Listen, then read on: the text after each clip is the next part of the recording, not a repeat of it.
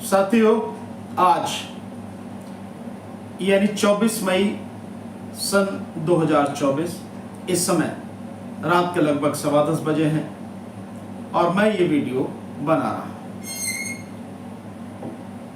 आज 2024 का लोकसभा चुनाव मोदी जीत गया, लेकिन बेईमानी से।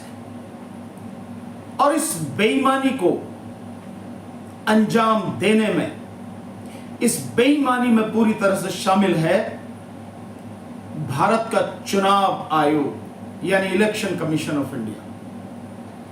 और इस बेईमानी को खुली छूट दे दी है भारत की सर्वोच्च न्यायालय यानी सुप्रीम कोर्ट ऑफ इंडिया ने आज, जिसके सामने एडीआर की और अन्य पार्टियों की जो पिटीशन थी, जिसमें कहा गया था कि ये 6% से ज्यादा डाटा किस तरह से बढ़ के आ गया 4 चरणों में।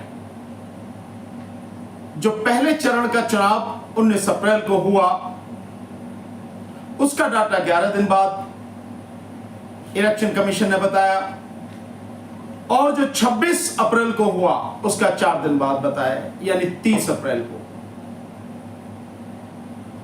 तो और बाकी 2 चरणों का यानी 4 चरणों का जो चुनाव बताया, डाटा बताया, उसमें 1,07,00,000 वोटें बढ़ गई, जितनी पड़ी थी पोलिंग वाले दिन उनसे 1,07,00,000 वोटें बढ़ गई। ये पिटीशन एडीआर ने, कांग्रेस पार्टी ने, कम्युनिस्ट पार्टी ने, इन्होंने डाली हुई थी। और इसमें यह पूछा था कि एक्चुअल में वोट कितनी है, कितनी वोट पड़ी हैं, डाटा कैसे बढ़ गया। इलेक्शन कमीशन बताए फॉर्म 17C उससे जानकारी दे और उसको अपनी वेबसाइट पर डालें। लेकिन सुप्रीम कोर्ट ने आज इस मामले को सुनने की बजाय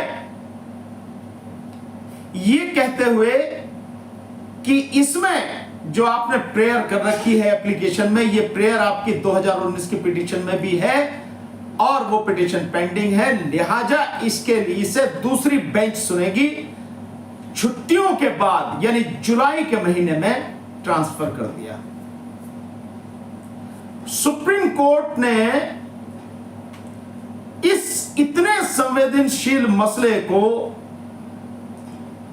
जिसमें साफ साफ बेईमानी नजर आ रही है, इलेक्शन कमीशन की भूमिका पूरी तरह से सरकार के साथ खड़ी हुई नजर आ रही है, देश का संविधान पूरी तरह से खतरे पर है, संविधान के विरुद्ध काम किया जा रहा है, लोकतंत्र की दिन दहाड़े हत्या की जा रही है, देश की जनता के मतों को लूटा जा रहा है, मशीन के माध्यम से, टेक्नोलॉजी के माध्यम से सारी चीजें सामने हैं, बावजूद उसके संवेदनहीन सुप्रीम कोर्ट ने इस मामले को सुनकर निपटारा करने की बजाय टाल दिया छुट्टियों के लिए, यानी जून के बाद।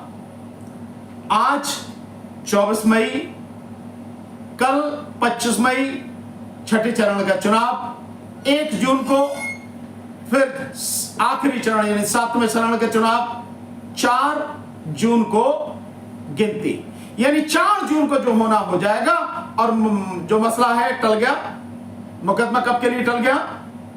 जुलाई के लिए। मतलब सीधे सीधे सरकार के साथ सुप्रीम कोर्ट भी खड़ी हो गई।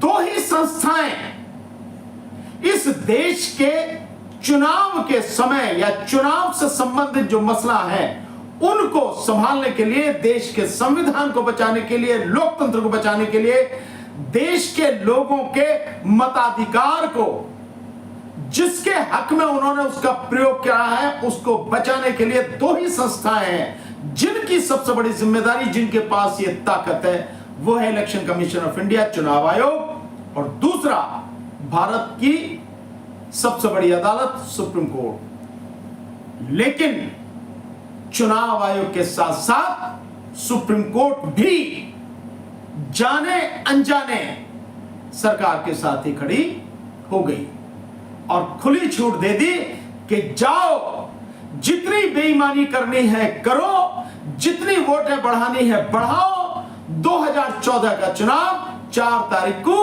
बेईमानी से जीत के आओ। आज सुप्रीम कोर्ट ने यह बात सिद्ध कर दी। तो देश कैसे बचेगा? हमने पूरे देश में सर्वे कराया है, हमने पूरे देश में जो हमारे साथी हैं सबसे पूछा है, सबसे इंफॉर्मेशन ली है। व्यक्तिगत रूप से मैंने जाके, आप कहते हैं कि इतने दिन से आप गायब हैं, कहीं भी दिखाई नहीं दे रहे, लोगों के कमेंट आ रहे हैं कि आप YouTube पर दिखाई नहीं दे रहे, फेसबुक पर कहीं दिखाई नहीं दे रहे, कहां हैं आप? तो पूरे इलेक्शन में जाके जगह जगह जाके अपने आप देखा है कि हकीकत क्या है, और वो हकीकत ये है, प्रैक्टिकल जो अनुभव है उसके आधार पर बता रहा हूं कि मोदी, अगर चुनाव में बेईमानी नहीं होती है तो मोदी 100 सीटें ले नहीं पाएगा। सरकार बनाना तो बहुत दूर की बात है, 100 सीटें जीत नहीं पाएगा। लेकिन जिस तरह से सुप्रीम कोर्ट ने छूट दे दी बेईमानी करने की, खुला छोड़ दिया मैदान, 4 तारीख को मोदी